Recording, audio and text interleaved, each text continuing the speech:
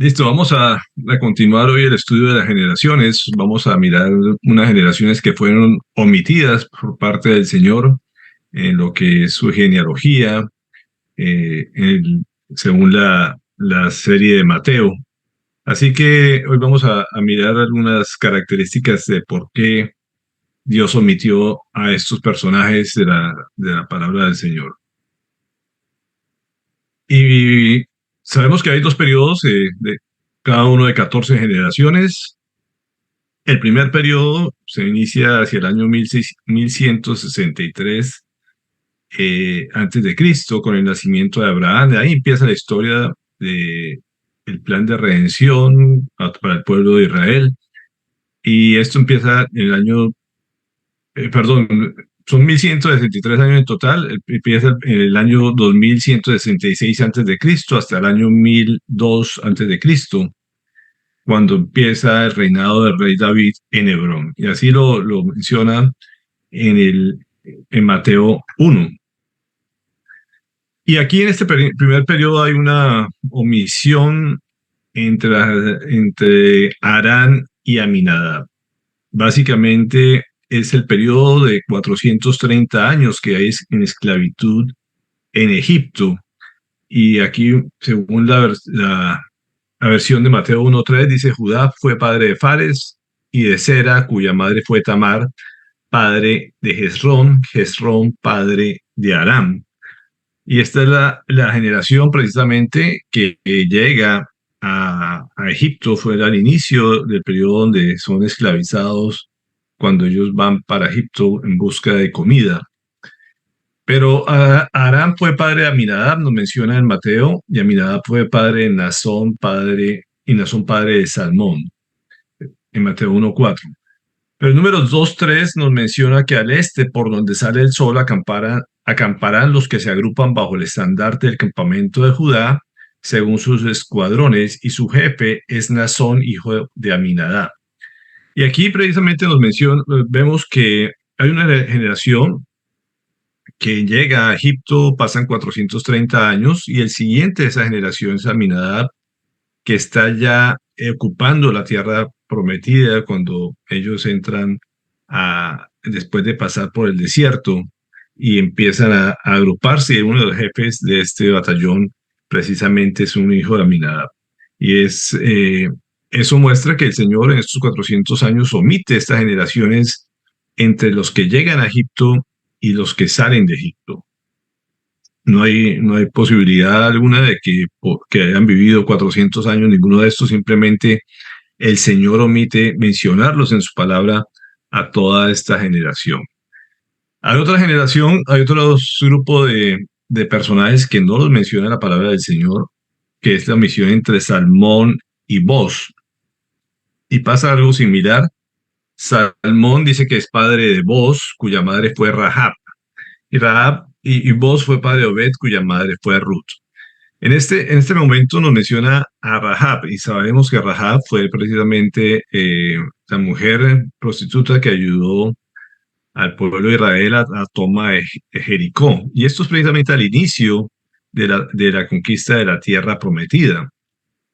Y el siguiente personaje precisamente que nos menciona, lo menciona después casi que 300 años, que son básicamente el periodo de los jueces, cuando se menciona en Jueces 21-25, dice que en aquella, perdón, aquí me salté un pedazo precisamente entre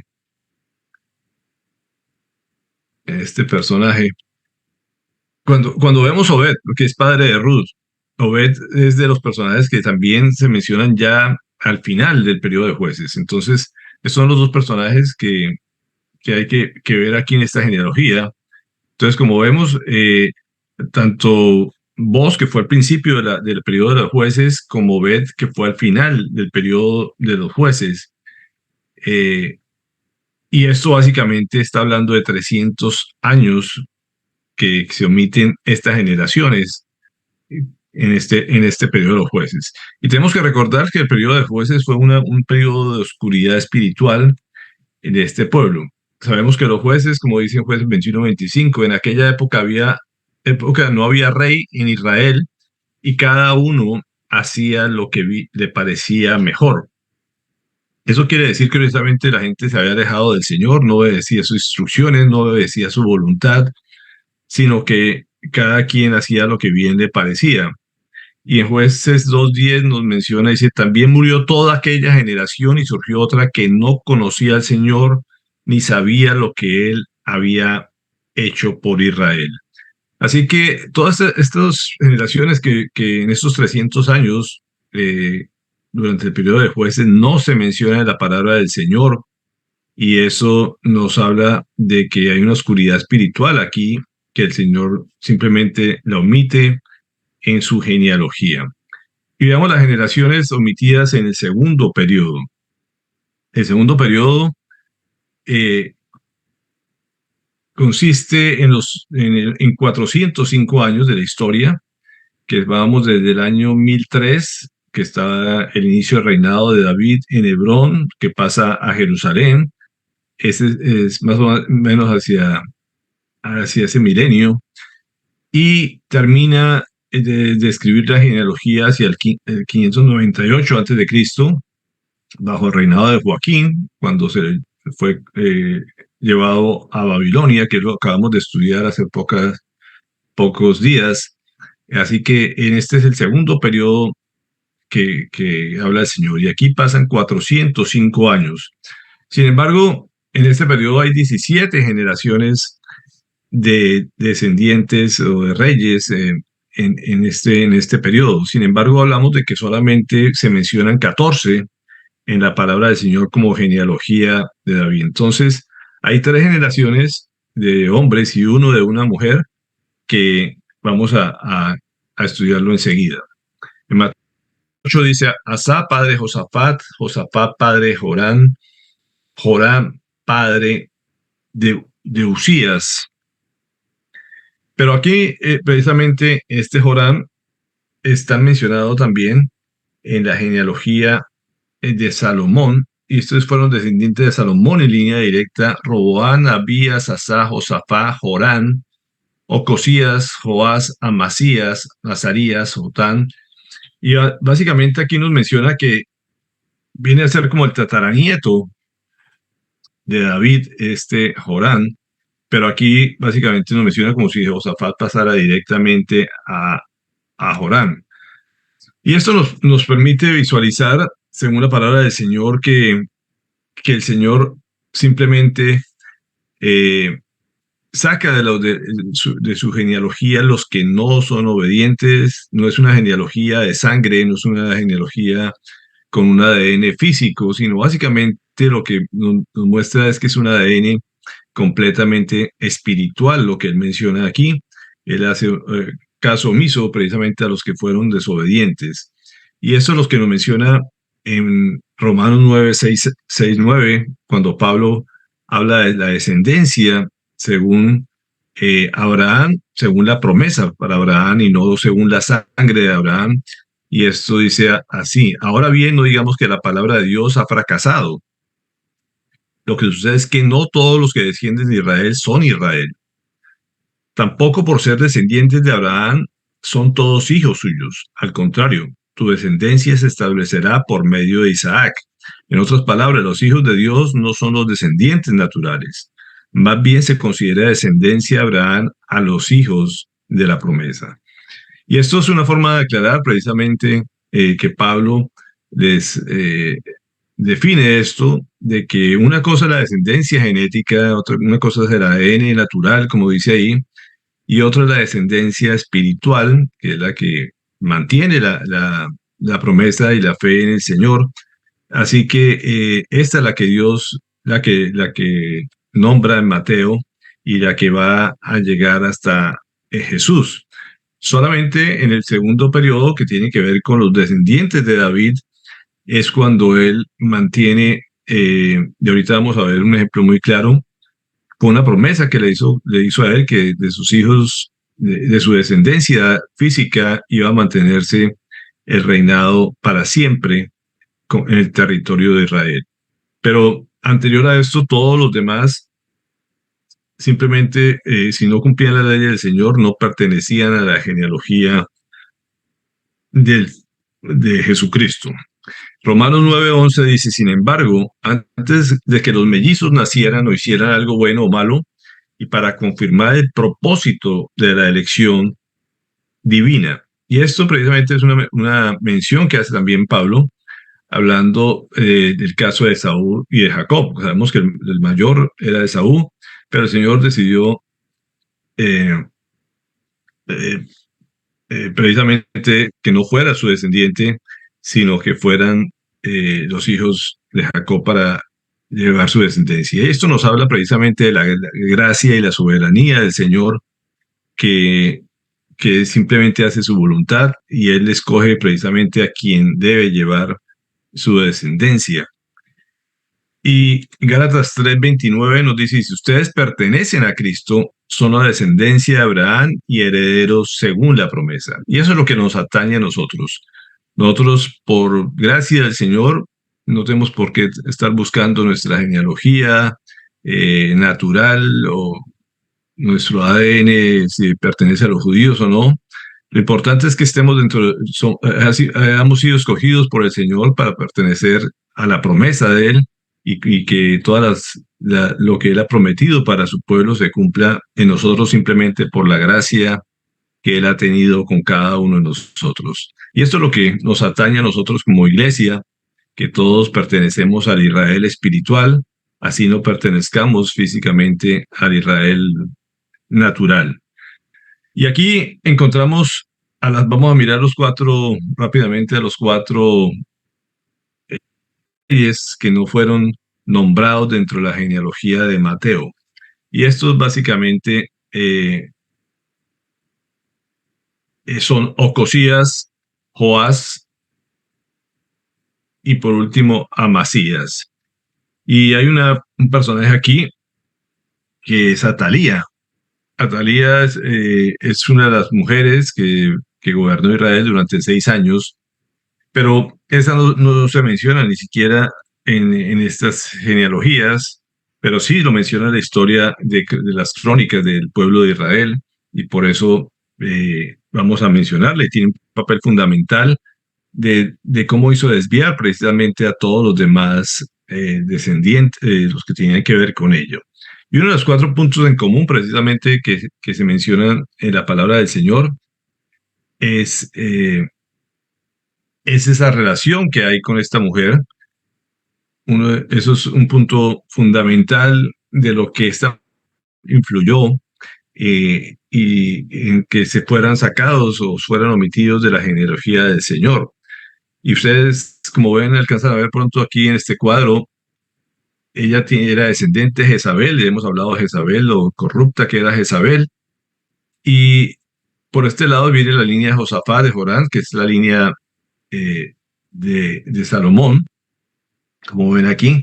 Y aquí en este punto aparece nuestro personaje Atalía, que se relaciona con Jorán. Y aquí, en esta zona, es donde se pierde esa descendencia para el pueblo de Israel.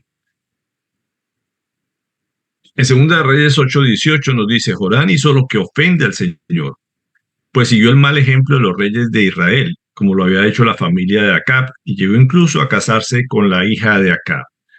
Este Acab, que era el rey de Israel, precisamente es con quien se une. Jorán es la hija que se une básicamente por conveniencia para su padre Josafat. Y esto hace que haya una gran depravación y de generación, este tipo de unión. Ayer precisamente hablábamos de esas uniones en yugo desigual, cómo pueden desviar toda una generación venidera por aprender las prácticas idolátricas que cometen ellos. Y esto básicamente es el gran ejemplo de cómo se pierden esa línea sucesoral por causa de los encantos de esta mujer o por conveniencia también política o económica que pudiera tener según la vista de su padre. Así que, como dice 2 Reyes 8:26, dice, tenía 22 años cuando ascendió al trono y reinó en Jerusalén 1 año. Su madre era Atalía, nieta de Omri, rey de Israel. Omri es el mismo, precisamente, Acab, es un rey que también fue unas generaciones que tuvo muy importantes dentro del pueblo de Israel o de la tribu de Israel, pero que desafortunadamente no fue famosa por su obediencia a Dios, sino todo lo contrario. Fue una dinastía que hizo perderse a muchas generaciones por su mal comportamiento. Y esta precisamente era hija de este hombre, Atalía, que perdón, era nieta de Omri, que hizo perder a tantas personas. Y este otro rey es Ocosías, que es hijo de Jorán y Atalía. Este es un descendiente de ellos. Vemos cómo también eh, está relacionado, lógicamente, porque su madre, dice en Segunda de Crónicas 22, 3, 4, también Ocosías siguió el mal ejemplo de la familia de Acab, pues su madre le aconsejaba que hiciera lo malo. Imagínense el personaje que tenemos aquí. Era una persona que le aconsejaba hacer lo malo, hizo lo que ofende al Señor, como lo había hecho la familia de Acab. En efecto, una vez muerto su padre, Ocosías tuvo como consejeros a miembros de esta familia para su perdición. Entonces, no solamente este hombre quedó huérfano y pudo haber cambiado el destino, sino que buscó también consejeros que actuaran mal y persistió en hacer la maldad tanto de Acab como de Atalía, este rey Ocosías. En Segunda de Crónicas 22, 10, 11 dice, cuando Atalía, madre de Ocosías, vio que su hijo había muerto, tomó medidas para eliminar a toda la familia real de Judá. Pero Josabá, que era hija del rey y esposa del sacerdote Joyadá, raptó a Joás, hijo de Ocosías, cuando los príncipes estaban a punto de ser asesinados. Metiéndolo en un dormitorio con su nodriza, logró esconderlo de Atalía, de modo que no lo mataron. Hizo esto porque era la hermana de Ocosías. 6 años estuvo Joás escondido con ellos en el templo de Dios, mientras Atalía reinaba en el país.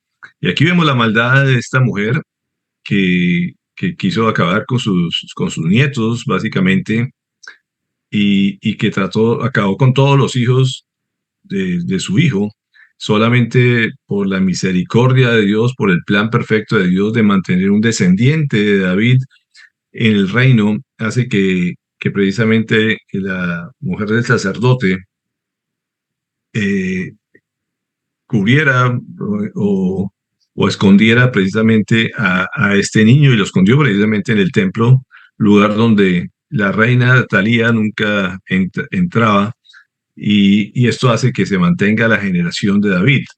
Pero vemos la maldad de esta mujer que estuvo gobernando 6 años. Lógicamente ella no aparece dentro dentro de los descendientes del pueblo de Israel, ni mucho menos la genealogía de Jesús. En Segunda de Crónicas 24, 17, 19 dice, después de que Joyadá murió, los jefes de Judá se presentaron ante el rey para rendirle homenaje, y él escuchó sus consejos. Y abandonaron el templo del Señor, Dios de sus antepasados, y adoraron las imágenes de Aserá y de los ídolos. Debido a este pecado, la ira de Dios cayó sobre Judá y Jerusalén. El Señor le envió profetas para que lo exhortaran a volver a él, pero no le hicieron caso. Y aquí vemos esta parte también de la historia donde precisamente Joás, después de haber sido salvado por esa nodriza, por, por la esposa del sumo sacerdote, se desvía. Ese corazón, después de que su madre muere, él toma el reino, pero que vemos aquí que también se desvía, o sea, que no correspondió a la misericordia que había tenido Dios con él, sino que se aleja del Señor. Él empezó bien, pero vemos que a través de los años él se empieza a desviar. Después lo vamos a ver con más detalle, pero lo cierto es que este también hizo lo malo ante los ojos del Señor. El versículo 22 dice, el Espíritu de Dios vino sobre Zacarías, hijo del sacerdote Joyadá, Y presentándose ante el pueblo, declaró: Así dice Dios el Señor, ¿por qué desobedecen mis mandamientos? De ese modo no prosperarán. ¿Cómo me han abandonado? Como me han abandonado, yo también los abandonaré. Pero ellos conspiraron contra Zacarías, hijo de Joiada, y por orden del rey lo mataron a pedradas en el atrio del templo del Señor.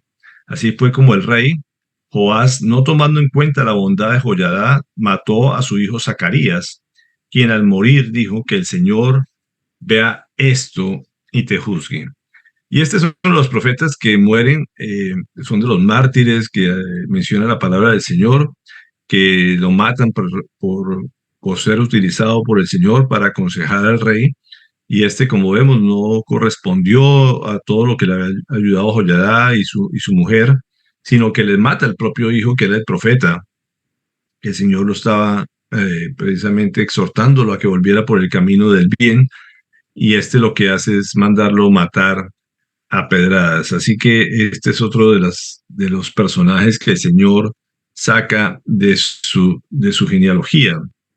Y por último queda Masías, que simplemente se menciona que hizo lo que agrada al Señor, aunque no de todo corazón. Y después vamos a ver en detalle por qué no fue de todo corazón.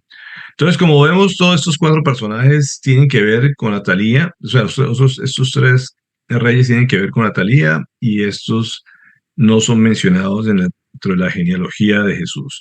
¿Qué otro punto en común tenían estos cuatro reyes? Lógicamente, fueron impíos y adoraron a los ídolos.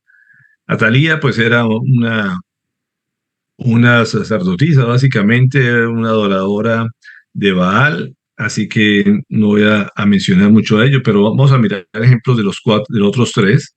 Dice Ocosías en Segunda de Reyes 8:27. Ocosías hizo lo que ofende al Señor, pues siguió el mal ejemplo de la familia de Acab, con la que estaba emparentada. Entonces, como sabemos, él era el que estaba casado con esta mujer Atalía, y simplemente hizo lo que ella quiso, y le hizo altares en todas partes, y abandonaron completamente al Señor.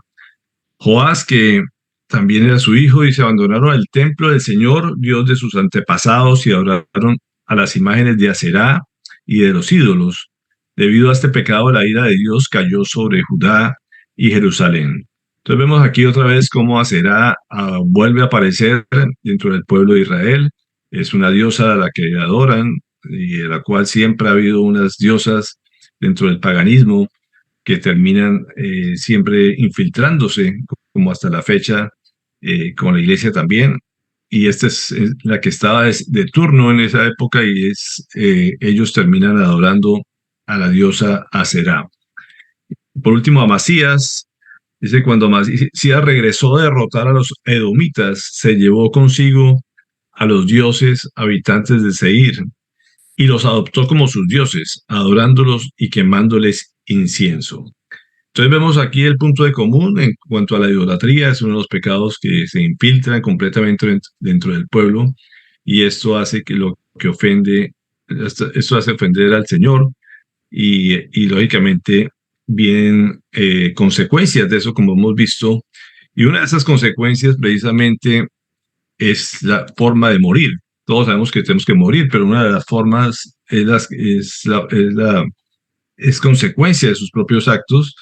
Y los cuatro reyes que aquí se mencionan no murieron de causas naturales. El Señor lo que nos ha mostrado a través de su palabra es que es una bendición poder vivir la vida en plenitud y morir en forma natural. Es una bendición de parte del Señor, pero precisamente aquí vemos que estos cuatro reyes todos mueren en forma dramática, en forma terrible, no en paz en su vejez, sino básicamente a punta de guerras y traiciones.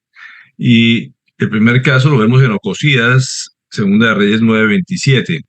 Dice: cuando Ocosías, rey de Judá, vio lo que pasaba, huyó en dirección a Bet-Hagán, pero Jehú lo persiguió y ordenó: mátenlo a él también. Y lo hirieron en su carro cuando iba por la cuesta de Gur, cerca de Bileam, pero logró escapar y llegar a Megiddo, y allí murió. Entonces, Ocosías es uno de los reyes que muere perseguido en la batalla, se escapa, pero de todos modos la herida era mortal y fue a morir al valle de Megido. Atalía, este personaje malévolo que nos menciona la palabra, dice que también eh, le hicieron un complot el sacerdote Joyadá, y él no permitió que los mataran en el templo, dice de Segunda Reyes 11, 15, 16. Y ordenó a los capitanes que estaban al mando de las fuerzas: sáquenla de entre las filas, y si alguien se pone de su lado, mátelo a filo de espada. Así que la apresaron y la llevaron al palacio por la puerta de la caballería, y allí la mataron. Entonces, en el lugar donde amarraban los caballos antes de llegar al templo, allí la mataron a esta mujer que tanto daño le hizo al pueblo de Israel, desviándolos de la adoración al Señor. Después está Joás, dice: cuando los sirios se retiraron dejando a Joás gravemente herido, sus servidores conspiraron contra él y lo mataron en su propia cama, vengando así la muerte del hijo del sacerdote Joyada, Zacarías. Así que otro rey que también es traicionado y que lo matan sus propios sirvientes, propios servidores en su propia cama, en forma violenta. Así que, como dicen, el que a hierro mata, a hierro muere, y esto fue lo que se llevó este hombre.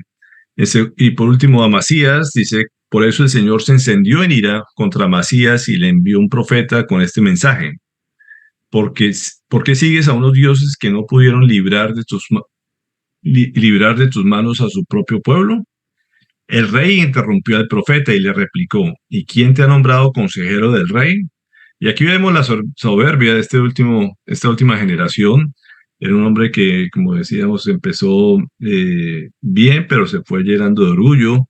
Si no quieres que te maten, no sigas fastidiándome, le dijo el profeta del Señor. El profeta se limitó a añadir: solo sé que por haber hecho esto y por no seguir mi consejo, Dios ha resuelto destruirte. Y la forma de destruirlo fue de la siguiente manera, dice el versículo 17 al 19. Amasías, hijo de Joás, rey de Judá, sobrevivió 15 años a Joás, hijo de Joacás, rey de Israel. Los demás acontecimientos del reino de Amasías están escritos en el libro de las crónicas de los reyes de Judá. Como se tramó una conspiración contra él en Jerusalén, Amasías huyó a Laquis, pero allí lo persiguieron y allí lo mataron. Así que otro rey que otra vez el Señor trata en su misericordia de enviarles profetas para que se arrepienta, para que cambie de parecer y lo adoren a él, pero en su soberbia lo que hizo fue pues, regañarlo básicamente. Así que el Señor hizo una sentencia de muerte para este rey, y también muere huyendo, y lo persiguen hasta el sitio donde fue a esconderse, y allí lo matan también. Y otra vez otro rey que termina en situaciones desastrosas. Así que aquí ya vemos cómo está el árbol de la casa de Judá. Como vemos, estos son los descendientes de Omri o de Acab y Acab, que son la dinastía que hizo desviar. Esta Atalía, que es un personaje malévolo entre todos estos, que era nieta de Omri y hija de Acab. Así que estos son los que Dios saca de la genealogía completamente para que sigan gobernando la casa de Judá. Así que ellos no son mencionados en Mateo, y por eso en vez de 17 son 14 los que mantienen, que son los que no fueron perfectos, pero de alguna manera no estaban tan contaminados como estas generaciones. Así que hasta aquí lo que vemos: el Señor mantiene siempre la llama encendida, por más que traten de apagarla, por más que sean desobedientes a sus palabras. Él siempre mantiene un remanente para que mantenga la llama encendida de su amor, de su palabra, y que se pueda mantener el plan de redención para la humanidad. Así que estamos viendo la historia de cómo el Señor omite algunos personajes, pero siempre mantiene a otra generación y la protege para que su palabra nos llegara a nosotros a través de Jesucristo. Todo lo que estamos estudiando es cómo Dios mantiene el plan de redención, de salvación para la humanidad, y simplemente no llenarnos de información histórica, pero la historia sostiene toda la verdad del Señor y por qué han acontecido de los hechos, y por qué destruye algunas generaciones, simplemente porque no obedecen o porque deciden unirse a personajes en yugo desigual y que se dedican a la idolatría. Y desafortunadamente, pues se pierden estas generaciones, pero como vemos, siempre mantiene alguno que se mantiene fiel, y es por ese lado donde las ramas mantienen vivo el olivo que nos llena a nosotros básicamente de su gracia. Así que